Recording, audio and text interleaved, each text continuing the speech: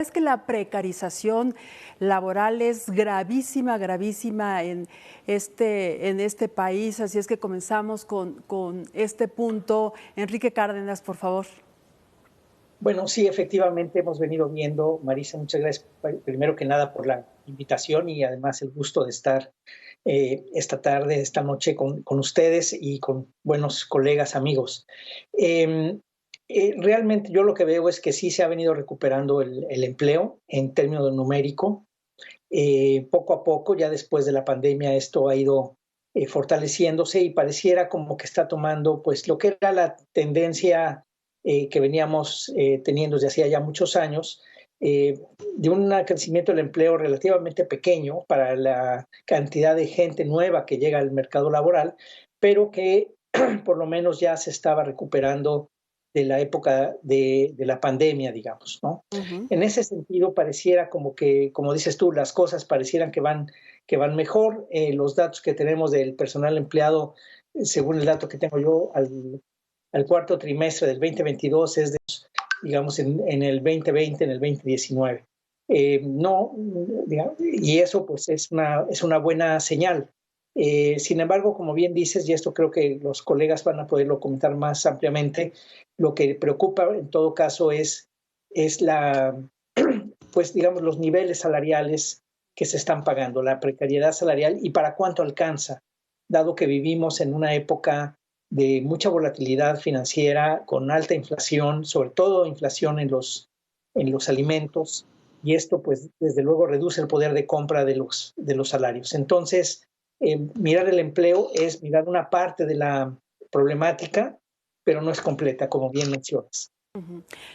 Rogelio Gómez, se habla hay otro indicativo que señala que el desempleo, la tasa del desempleo es del 11% y tiene que ver con asuntos de metodología. ¿De qué se trata? Sí, ahí confesamos que somos los culpables porque el asunto es que lo que el INEGI reporta, siendo precisos, es la desocupación. Uh-huh. Y digamos que es no haber estado ocupado, que quiere decir no haber trabajado ni siquiera una hora en la semana anterior a que se aplica la encuesta de ocupación y empleo. Nosotros vemos que una tasa de 3% de desempleo no dimensiona bien la realidad de personas que están disponibles para trabajar y que tienen toda la necesidad de trabajar, aunque algunas de ellas, la gran mayoría, no hayan buscado trabajo la semana anterior a la aplicación de la encuesta. Entonces de ahí nos sale, digamos, este asunto de que en realidad no es 3%, sino que son más de 7 millones de personas, porque hay que agregar a todas las personas, por lo menos, porque hay otras formas de hacerlo hasta mayores, pero por lo menos a todas las personas que están disponibles para trabajar y que lo único que tienen de diferencia con las personas desocupadas, que estarían en este 3%, digamos, es que no buscaron trabajo. El CEPAL, digo, no es una idea nuestra, lo hemos platicado con muchos expertos, incluido creo que Enrique, aunque no le voy a echar la culpa ni mucho menos, pero es el asunto de que son personas desalentadas, es decir, ¿y cuál es por qué es importante? Pues porque en los países donde hay seguro de desempleo, Marisa, es obligatorio salir a buscar trabajo. Por eso la gente reporta estar buscando activamente trabajo, porque evidentemente si no sale se queda sin el seguro de desempleo. Pero en países de América Latina, en México, pues, donde no hay seguros de desempleo, más que muy pequeñitos, y no se requiere entonces salir a buscar, hay un sector mayoritario muy, muy grande, digamos, de alrededor de 5 millones de personas, ahorita te doy el número exactito, ¿sí? 5.400.000 personas que están totalmente disponibles y tampoco trabajaron la semana pasada, que se suman entonces a 1.800.000 que sí buscaron o que acaban de perder su trabajo y que se les considera desocupadas. Entonces, en el 3% están desocupadas, nosotros sumamos estos 5.400.000 que son disponibles, desalentadas, cuya única diferencia es que ya no buscaron, en el periodo inmediatamente anterior. Okay. Ojo, que es un periodo muy corto, ¿eh? O sea, no quiere decir que no han buscado nunca o que nada más dicen que están disponibles. No, no, no. De hecho, declaran tener interés para trabajar. Hay autores, hay analistas que dicen, y además está la subocupación, personas que están ocupadas pero nada más a medias y no requieren un trabajo a tiempo completo, más horas de trabajo y no lo tienen, no estamos sumando eso. Y tampoco estamos sumando, por supuesto no estamos sumando a jóvenes estudiantes, etcétera, personas jubiladas, ni mucho menos, pues ellas no tienen por qué trabajar. Y tampoco estamos sumando a las mujeres que trabajan, pero en su casa sin remuneración. Lo que sí hacemos, no lo estamos sumando en estos 7.200.000 ni en este 11%, pero lo que sí hacemos en nuestros reportes es visibilizarlas y decir, además del desempleo, hay un sector de la población que está excluido, no está disponible, entonces no la podemos considerar desempleada.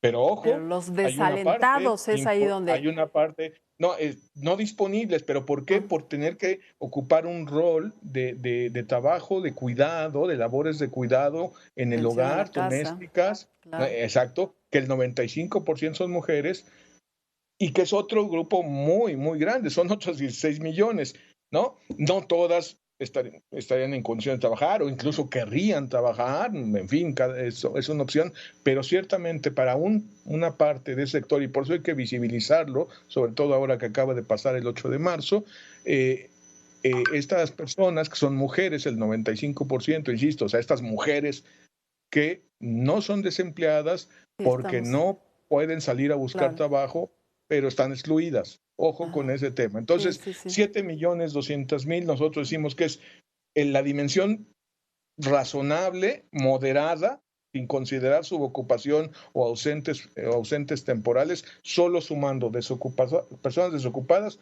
y personas totalmente disponibles y sin impedimento para trabajar. Esa es la mirada. Y no es un tema de INEGI, porque es la estadística internacional. Estos criterios vienen de hace mucho, de población económicamente activa y población no económicamente activa. No es esa, no es una discusión exactamente metodológica. Es nada más que en los ambientes de análisis financiero y económico que revisamos en los medios y en los medios empresariales y en los medios financieros, entendamos de qué tamaño es nuestro problema, porque ciertamente no estamos mejor que el Reino Unido, Estados Unidos y Canadá. Con 3%... Era demasiada belleza pensar que es del 3%. Estaríamos como los países de primer mundo, Karen. Muchas gracias. Regresamos al rato para que nos cuentes... lugar, Marisa. Eso es increíble. Regresamos al rato para que nos cuentes de este maravilloso análisis que realizaron con información del Instituto Mexicano del Seguro Social.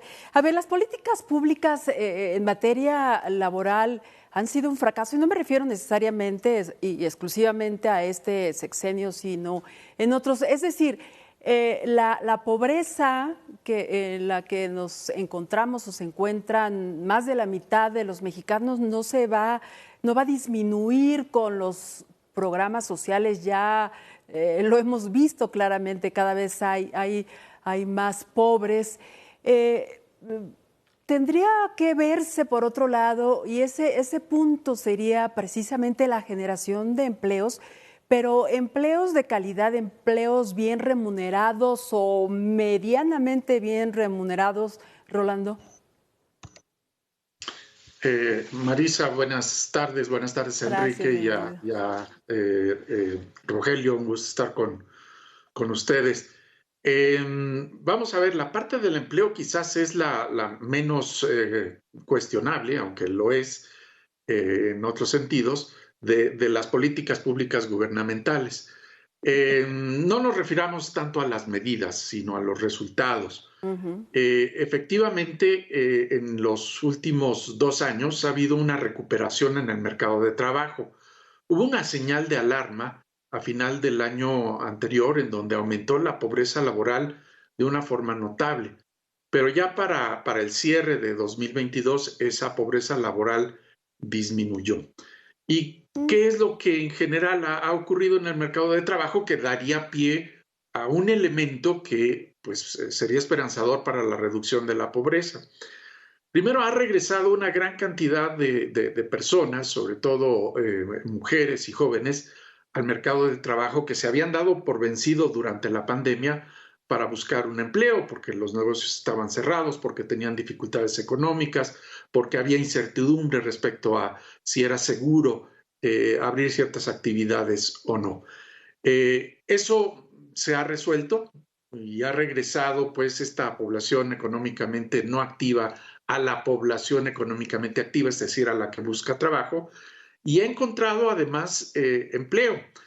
Ese empleo, sin embargo, hay que dimensionarlo, no es un empleo predominantemente formal, sino que a grandes rasgos mantiene la composición que existía antes de la pandemia, aproximadamente 60-65% en el sector informal y entre 35-40% en el sector formal. Eso quiere decir que pues, no está resuelto para la gran mayoría de la población el tener un empleo con ciertas prestaciones, en particular acceso a los servicios de salud, una pensión pues relativamente digna, etcétera, ¿no? Sí han aumentado, y esto es ya más reciente, más hacia el primer trimestre de este año, las remuneraciones a los trabajadores, más bien hacia el final de 2022 y principio del 2023. Las remuneraciones medias han aumentado. Ahora, si reunimos todo esto, sin embargo, todavía estamos lejos de lo que logró este gobierno en reducción de la pobreza laboral, que significa pues proporción de la población que podía comprar la canasta alimentaria con sus ingresos de trabajo. Si no era factible comprar esta canasta, pues se encontraba en pobreza laboral. Bueno, al principio más bien al final de 2019, teníamos algo así como 36.4% de la población en pobreza laboral. Hoy en día, con la última medición de Coneval para finales de 2022, estamos arriba de eso, en 38.5%. Es decir, estamos más o menos como se encontraba la situación económica en 2019. Esto a grandes rasgos significa pues, que hemos perdido más o menos 2 años y medio, y son los que todavía tenemos que recuperar hacia adelante. Entonces, sí hay algunos elementos por el lado del mercado laboral para ser optimistas, pero luego vendrá la otra parte, que es la reducción de las carencias no propiamente económicas, no ligadas al ingreso, que ahí sí hay dificultades, sobre todo en el frente de salud, donde pues casi 16 millones de personas perdieron, de acuerdo a la última medición, su acceso a los servicios de salud. Y no es claro que con el desorden que hay en el sistema de salud, pues esto esté resuelto. Así es que sí, buenas noticias por el frente laboral, económico, no tan buenas noticias por la parte no laboral, en particular de salud. Antes de ir un corte, déjeme mencionar de este análisis que dio a conocer Acción Ciudadana frente a la pobreza, con datos del IMSS que tiene que ver con salarios y con empleo, y son preocupantes y tristes y alarmantes, porque pues refieren que un trabajo formal no garantiza salir de la pobreza. Hay datos como estos son de los registrados en el Instituto Mexicano del Seguro Social, que tienen un trabajo formal. Imagínense cómo está la situación en los trabajos informales, ¿no? 4 de cada 10 personas con trabajo formal registradas en el IMSS no tienen un salario suficiente para superar la pobreza, el 40%. Solo el 20% de la población con trabajo formal recibe un salario de 20,000 pesos o más, y solamente 1 de cada 10 trabajadores, es decir, el 10%, gana 30,000 pesos o más. Así de castigados están los salarios en este país. Vamos a un corte rapidísimo y volvemos con el siguiente bloque.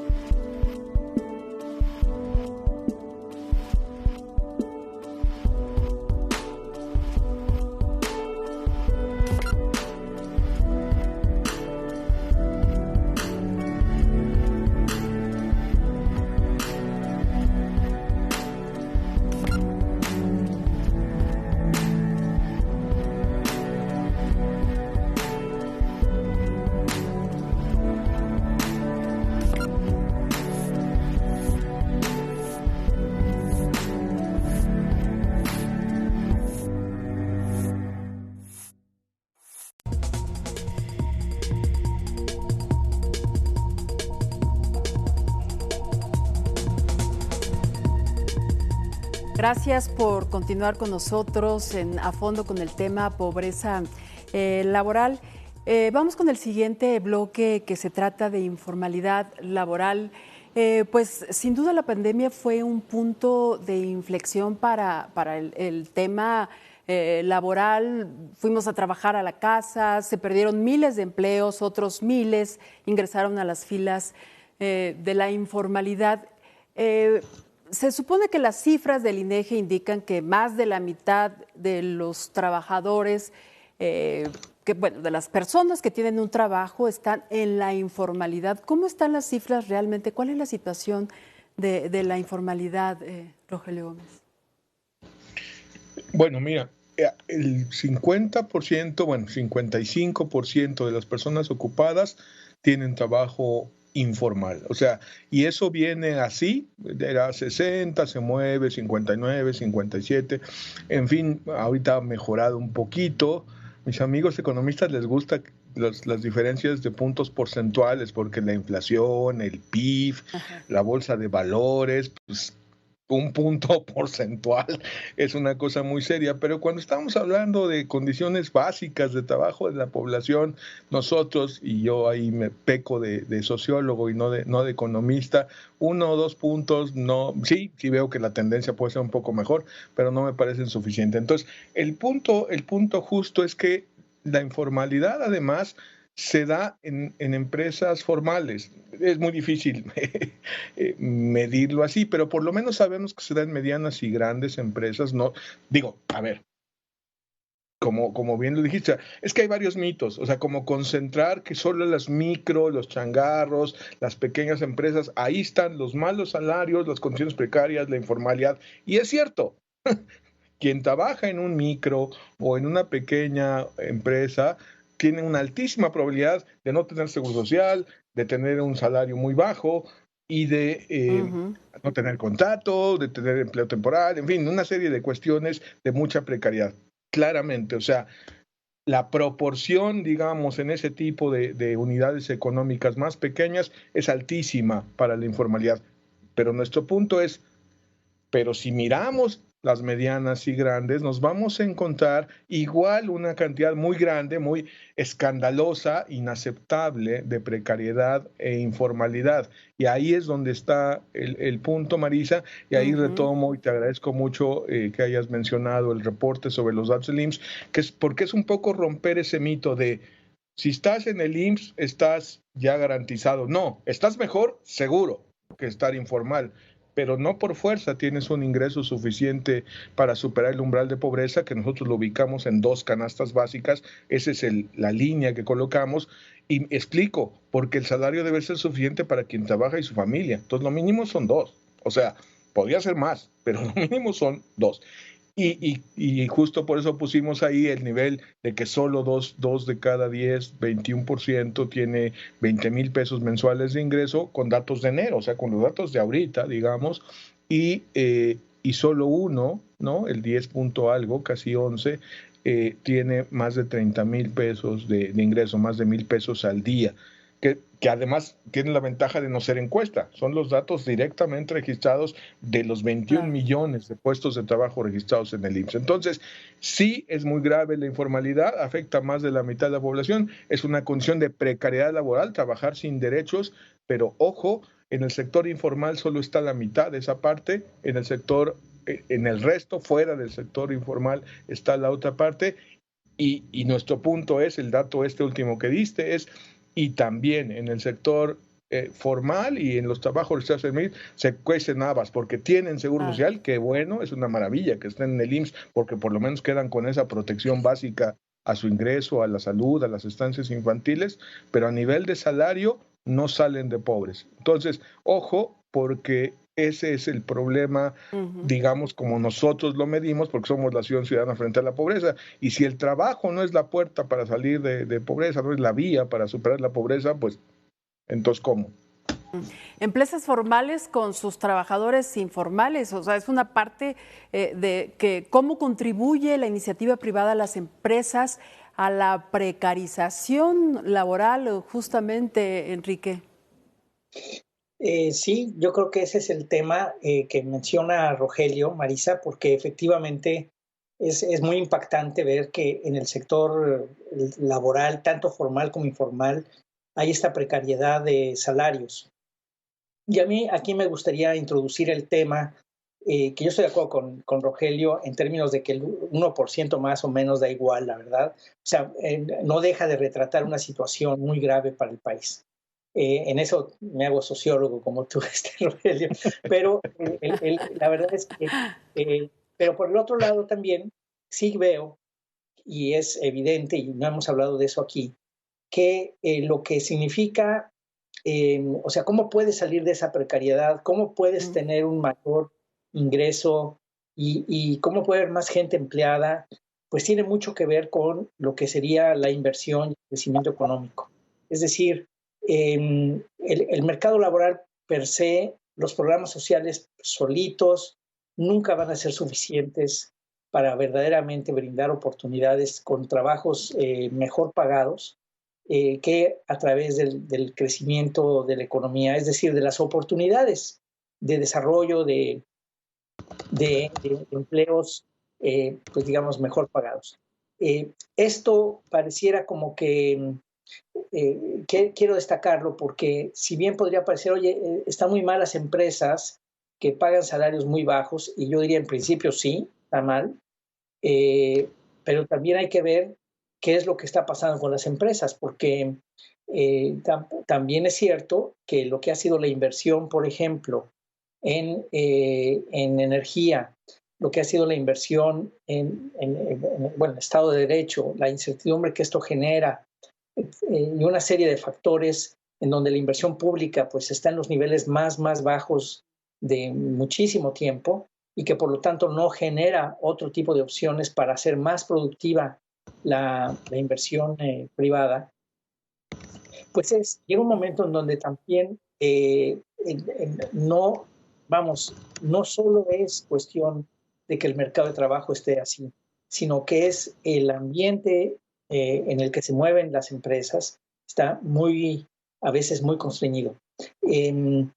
Los empleos que se han dejado de crear, por ejemplo, por obras importantes que dejaron de hacerse o se cancelaron en estos últimos años, el hecho de poder aprovechar lo que sería el flujo de capitales que están queriendo venir a México, y que muchos de ellos pues no se acaban de animar por un problema de los derechos de propiedad y al final de cuentas en el Estado de Derecho en general, pues ayudan o implican efectivamente que el mercado de trabajo se ajuste hacia abajo.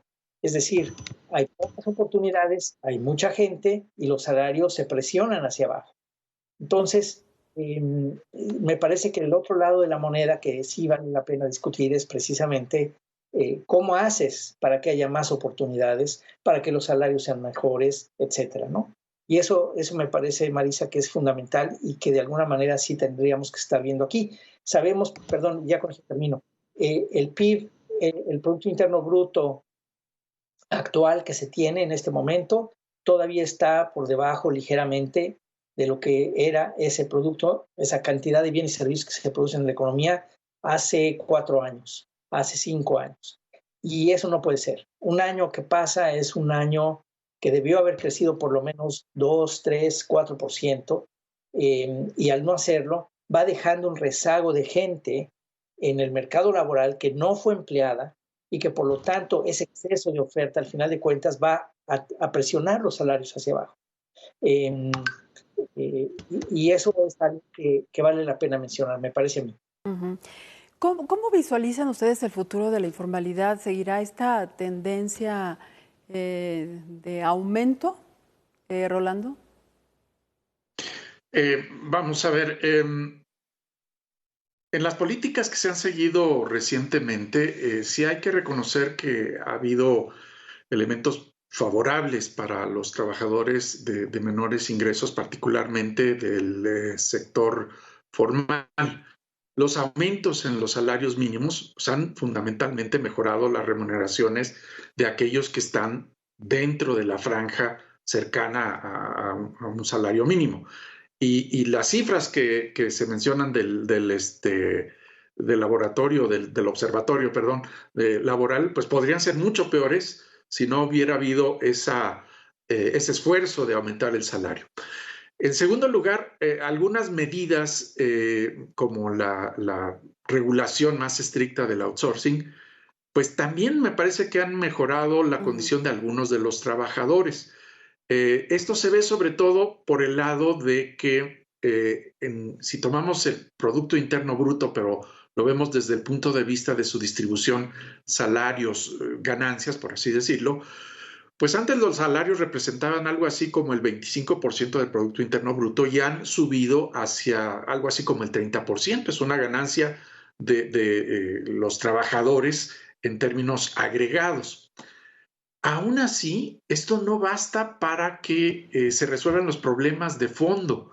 ¿Por qué? Porque seguimos teniendo alrededor de pues un 41% de la población que accede a los servicios de salud a través de su trabajo, que es prácticamente lo mismo que existía al principio de esta administración. Es decir, sí ha habido algunas mejoras, pero esas no son las soluciones de fondo. Y la solución de fondo tiene que ver justamente con combatir esta informalidad. Tenemos un problema. Esta recuperación laboral, y ya lo mencionaba Enrique, se ha dado sin recuperación económica. ¿Y qué quiere decir tener más trabajadores sin tener necesariamente más producción detrás de ese nuevo empleo? Pues una baja en la productividad. Y eso quiere decir que no estamos aprovechando nuestro factor trabajo adecuadamente. No se ven cambios que alteren esta estructura, esta distribución entre trabajo formal e informal en esta administración. Y vamos a repetir lo que ha venido ocurriendo desde pues ya 2 o 3 décadas, en donde pues arrastramos un problema de falta de crecimiento importante debido a la persistencia de la informalidad. Y justamente lo que habrá que pensar es qué políticas pueden generar pues esta reducción en la informalidad. Pero parecería, yo creo que no tienen gran interés en el tema de la informalidad, de mejorar. Finalmente, pues los mexicanos tienen empleo y pues así, el empleo crece, aunque sea en la informalidad. Pero bueno, vamos ahora al bloque 3, que tiene que ver con, pues con desigualdad, con discriminación, con explotación y todos estos problemas que enfrentan los trabajadores y bueno, tristemente, como casi siempre ocurre, este problema afecta, ya lo hablaba hace un rato Rogelio, a las mujeres. No voy a decir una cifra, si está incorrecta, por favor, me lo dicen. El 16% de las mujeres económicamente activas están desempleadas. Otro problema que se enfrenta es que ganan menos haciendo el mismo trabajo que hacen los hombres, incluso con mayores responsabilidades. Otra cifra que es dramática es que durante la pandemia el 70% de los empleos que se perdieron fueron de mujeres. Muchas mujeres no pueden salir a trabajar porque tienen que cuidar a los hijos, atender la casa, al marido, a cuidar a un familiar enfermo, en fin, que bueno, sí estamos en clara desventaja y está canija la situación de la mujer. Rogelio.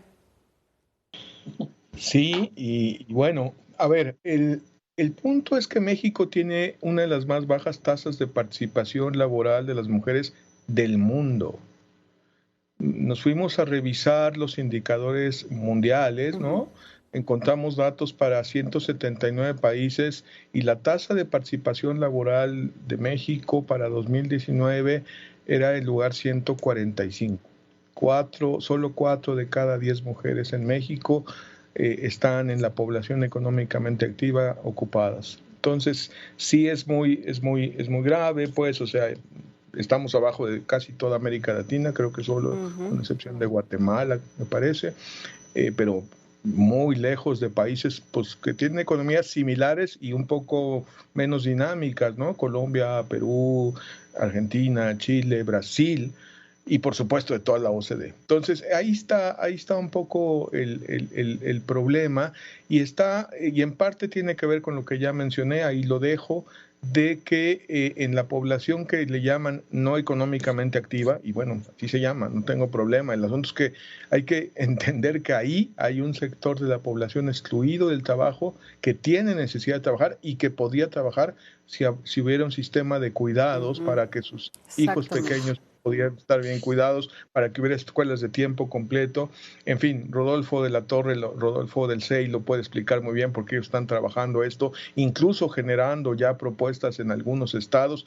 Está pendiente la reforma constitucional, pero bueno, no me adelanto. Ahí está el punto, y creo que la inclusión económica de las mujeres es el piso mínimo de igualdad sustantiva entre hombres y mujeres, o como dice nuestro reporte, la desigualdad en el acceso, en la exclusión y en la precariedad laboral, pues es la raíz económica de la desigualdad. A ver, Rodolfo, ¿qué es en lo que están trabajando? Cuéntanos.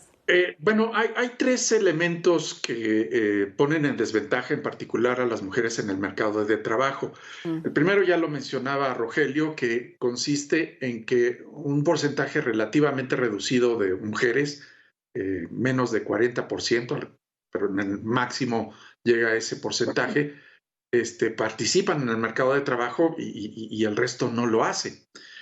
Hay que ver por qué ocurre esto, y mucho tiene que ver con elementos culturales, elementos que dan un rol a la mujer, sobre todo en el cuidado de niños, discapacitados, enfermos, adultos mayores, y que pues limita la presencia de la mujer en el mercado de trabajo.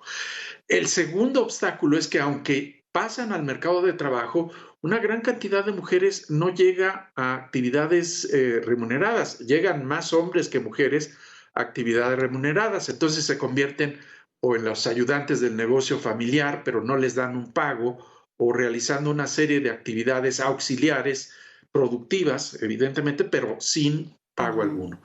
Y el último es justamente lo que mencionas, Marisa, que es cuando ya llegan al mercado de trabajo, hay una distancia entre la remuneración de los hombres y de las mujeres. Aproximadamente los hombres están ganando 30% más que las mujeres. Esto en algunas ocasiones se reduce, pero pues estamos hablando de entre 20 y 30% de diferencias salariales. Entonces, eso también genera pues un problema en cuanto a la obtención de ingresos justos, digámoslo así, en el mercado de trabajo, que también a su vez desanima la participación de las mujeres. Hace pues unas semanas el INEGI dio a conocer un informe que es de verdad gravísimo. En 2002, cada hora 12 personas renuncian a su trabajo debido a acoso y discriminación. ¿Qué hacer ante esto? Leyes duras, no más duras, porque pues parece que no las hay. Nuevas legislaciones. ¿Cómo permitir esto? Porque aparentemente se pueden denunciar y esto, pero poca gente denuncia por todo lo que ya sabemos que implica ir a presentar una denuncia. ¿Qué hacer ante esto, Enrique? Bueno, me parece muy trágico lo que mencionas. Si me permites, me gustaría recalcar un par de cosas de lo que decían mis compañeros.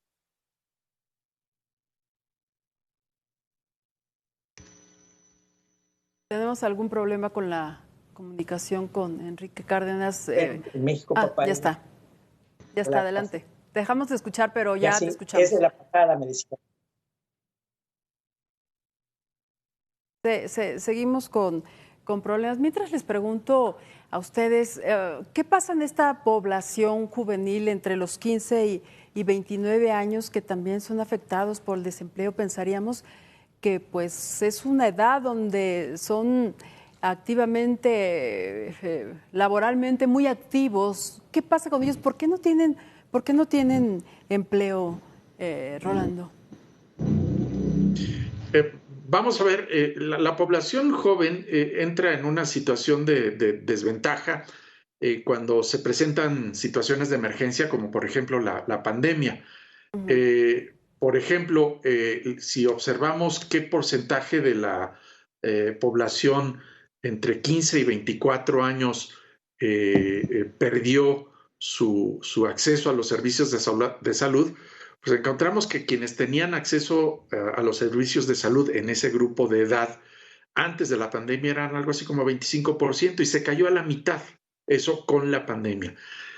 Son los primeros sacrificados en una situación en donde hay que recortar la planta laboral porque es lo más barato que se puede hacer para una empresa en caso de hacer liquidaciones, o es el personal que no tiene tanta experiencia y por lo tanto pues se puede hasta cierto punto prescindir de él.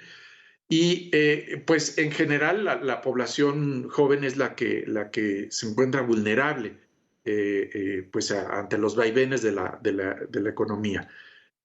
Ahora, la población joven sí es la que recibe de todas maneras una mayor capacitación laboral, pero aún así la capacitación laboral es relativamente baja. Estamos hablando de que en promedio los jóvenes, el 10% de ellos son capacitados en su primer empleo.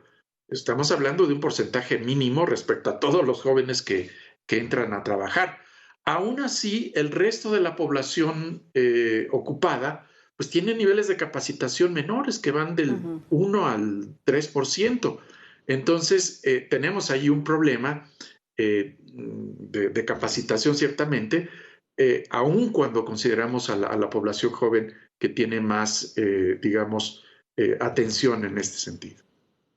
Muchas gracias. Estábamos con tu comentario, Enrique. Adelante. Perdón, una disculpa por la red que me falló. No, lo que quería decir, Marisa, igual ya ahorita es un poco fuera del tema que están tratando, pero la verdad es que sí, ser mujer en México es terrible en muchísimos sentidos. En Signos Vitales sacamos un reporte sobre la situación de la mujer en México ya hace algunos meses y veíamos cómo existe esta discriminación, desventaja en muchísimos ámbitos. Aquí estamos hablando de la parte laboral, y lo cual es fundamental, pero uno podría incluso extenderlo en muchos otros sentidos. Hablabas del acoso, de qué es lo que se puede hacer para evitar el acoso. Y bueno, pues lo que sucede en otros países es que no hay, digamos, no hay duda de denunciar cuando hay un acoso, no hay duda de que se va a actuar, siempre se tiene que pelear, pero cada vez hay más y más fuerza en sociedades en que están estableciendo, por ejemplo, de que en España hay una que se llama sí es solo sí, ¿no? Es decir, para que haya anuencia de parte de la mujer, tiene que decir explícitamente sí, no tengo problema con una relación, con alguna cosa. Entonces, sí nos falta cultura en ese sentido, nos falta una cultura de Estado de Derecho otra vez, en donde no haya impunidad, en donde haya garantías para quien denuncia, en donde no sea complicado hacerlo y sobre todo que no haya impunidad. Me parece a mí que es, como para tantos otros problemas en nuestro país, es uno fundamental. Más y más legislación, bueno, pues sí, pero no puede ser, es una cadena mucho más larga y en ese sentido me parece que la procuración de justicia, impunidad, es fundamental. Así es que yo creo que va por ahí, Marisa. Brevemente, tenemos escasos un minuto. ¿En dónde es donde se da principalmente la violación de los derechos laborales, Rogelio? Mira, yo creo que el principal, o sea, la exclusión, gente sin trabajo, y dos, el punto de trabajar sin contrato, sin salario suficiente, sin seguridad social, son las realidades, y eso afecta de manera más desproporcionada incluso a mujeres y a personas jóvenes. Y ya dentro de eso, pues, imagínate, mujeres jóvenes. Uh-huh. Pues muchas gracias, vamos a un corte rapidísimo y volvemos. Estamos A Fondo en Mega Noticias MX.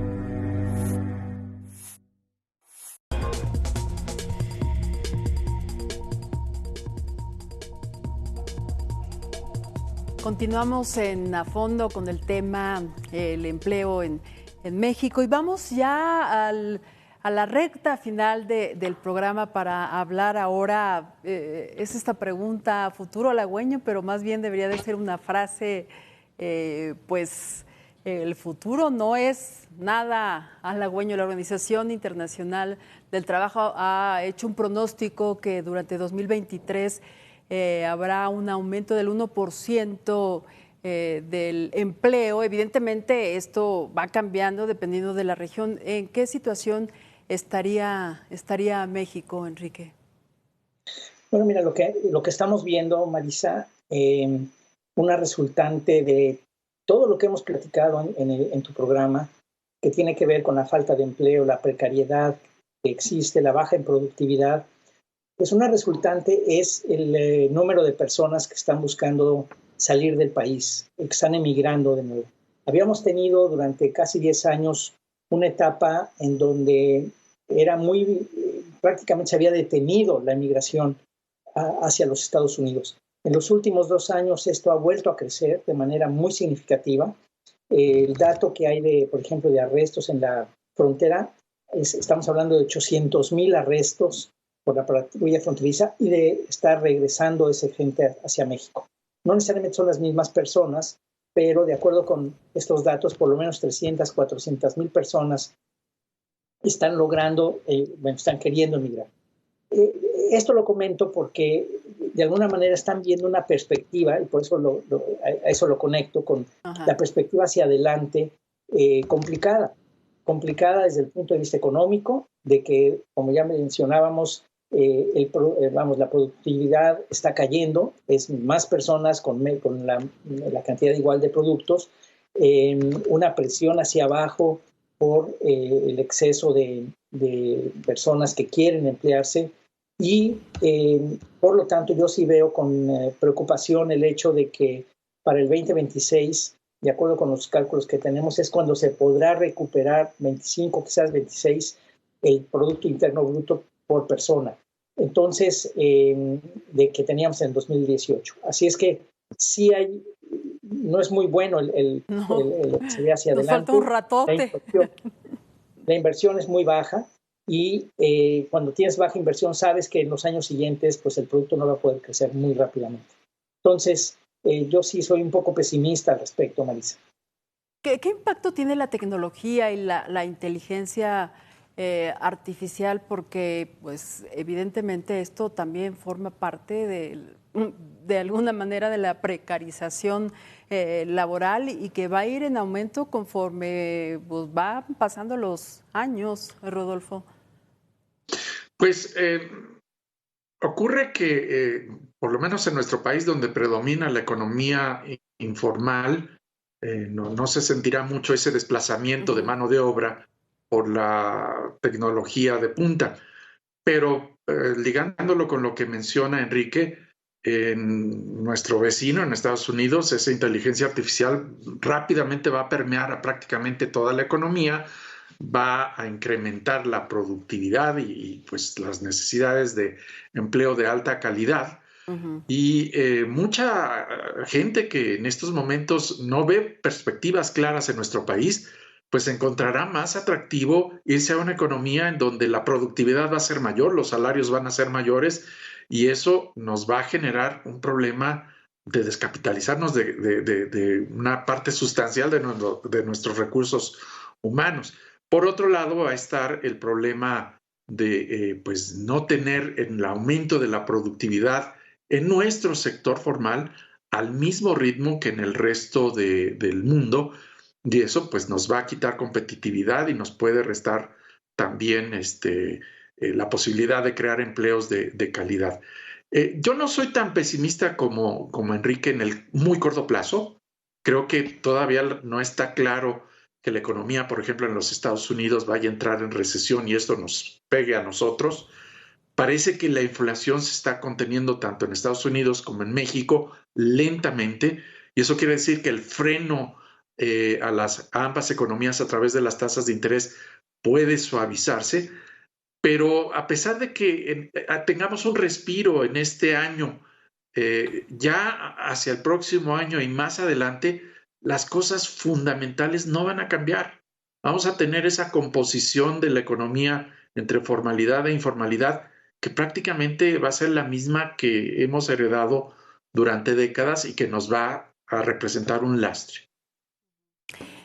Después de todo lo que hemos escuchado aquí en esta mesa, parecería casi imposible que se pudieran crear ese 1.5 millones de empleos que se necesitan para satisfacer la demanda laboral, Rogelio. Sí, digamos, bajo las premisas y bajo la inercia de cómo vamos, pues lo único que puede pasar es que las cosas sigan igual, empeoren un poco si hay recesión, mejoren un poco si no la hay, pero en fin, así con esta tendencia actual, si no se toman medidas serias, si no se toman acciones, pues no va a cambiar. Ahora, a mí sí me gustaría, Marisa, decir, sí hay otro escenario posible, o sea, sí se puede no resolver todo de un día para otro, en un año, ni, ni resolver la pobreza laboral, que es el tema de nuestro programa hoy, en el cortísimo plazo, pero sí se podría empezar a romper el paradigma de competir con base en bajos salarios, sí se podría, y digamos que las disposiciones del TEMEC y los cambios a la Ley Federal del Trabajo, que lamentablemente todavía no tienen mucho efecto directo, práctico, sí podrían generar un contexto en que si se dan estas inversiones por la relocalización, lo que se conoce como el nearshoring y todas las variantes, offshoring, lo que sea, de empresas, de inversiones que vengan a México para cortar su distancia con las cadenas de valor de los Estados Unidos y Canadá,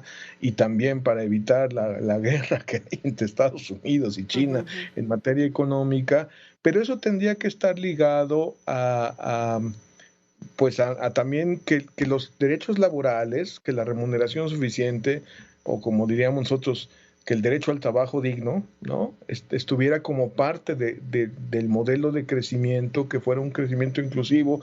Suena un poco iluso, pero digamos que yo entiendo que hay un contexto de exigencia legal y hay un contexto de conciencia empresarial en México, quizá todavía minoritario, pero nosotros sí vemos, por ejemplo, estas iniciativas empresariales por ingreso digno, por salario suficiente, que con las que tenemos relación, todavía son minoritarias y todavía no prenden suficientemente, pero en el momento que prendan, pues sí nos pueden dar, por lo menos para quienes trabajan en empresas formales, medianas y grandes, que no son toda la población que hemos mencionado, pero son millones de personas, ¿ah? O sea, si se mueve ese pedazo, podría empezarse a mover de otra manera, y si lo convertimos en un factor, digamos, de nuestra competitividad y de nuestro crecimiento de productividad, que la gente trabaje más pero viva mejor, por decirlo así, creo que puede ser. Tampoco suena sueño guajiro, pero yo sí veo en el ambiente de discusión empresarial y económico un interés de que México ya no compita por bajos salarios y por condiciones precarias de trabajo. Quizás son minoritarios, pero tienen mucho peso. El chiste es que ahora se ponga en acción eso y se empiecen a dar los pasos, porque la parte legal de la Ley Federal del Trabajo ya es muy clara, pues, y la parte de los requisitos del TEMEC, con todas las contradicciones que tiene, en fin, sí tiene una exigencia de cambio de paradigma laboral, de precariedad laboral muy claro. Entonces, digamos, no sé si en el cortísimo plazo, no sé si en un gobierno como este, que todo esto que estamos hablando no tiene nada que ver, no está en su horizonte, pero digamos pronto podría irse revirtiendo, y espero que inicie del lado de la sociedad, de la iniciativa privada. Quizá es wishful thinking, pero es un deseo, es una exigencia, por ahí se puede empezar a mover, aunque sea una pequeña parte, pero romper ese paradigma sí le toca al sector privado. Y para concluir, ya hemos dicho lo que le corresponde al gobierno federal, a la iniciativa privada. La recomendación para los trabajadores. ¿Qué hacer? Los que trabajan en la informalidad, los que no trabajan los que tienen trabajo formal y los que no tienen empleo. Rapidito porque se nos acaba el tiempo. ¿Quién quiere contestar? Bueno, yo muy rápidamente. Creo que de fondo lo que hay que procurar es un sistema de seguridad social universal, unificado, no con partecitas como INSABI y Seguro Social por un lado y otras. Y eso no va a ocurrir en esta administración. Pero bueno, ya vienen próximamente las elecciones. Enfoquémonos en quien esté proponiendo algo así.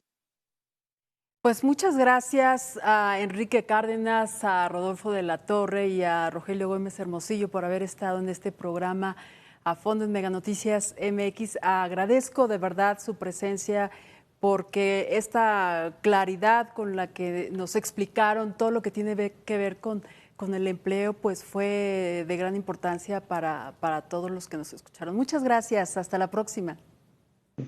Muchas gracias a ti y hasta luego. Muchas gracias. Gracias. Buenas noches, gracias. Y sobre todo, muchísimas gracias a usted por su atención, pero no se vaya porque se queda con las noticias puntuales de Yoely Ramírez. Adelante, Yoely. ¿Qué tal? Es un gusto saludarte a ti y al auditorio. En minutos vamos a platicar de diferentes hechos de violencia que implica, por supuesto, a las mujeres y tendremos especialistas para hablar de este tema. Ahí estaremos. Gracias. Vamos a hacer una muy breve pausa. Volvemos. ¿Es el labial?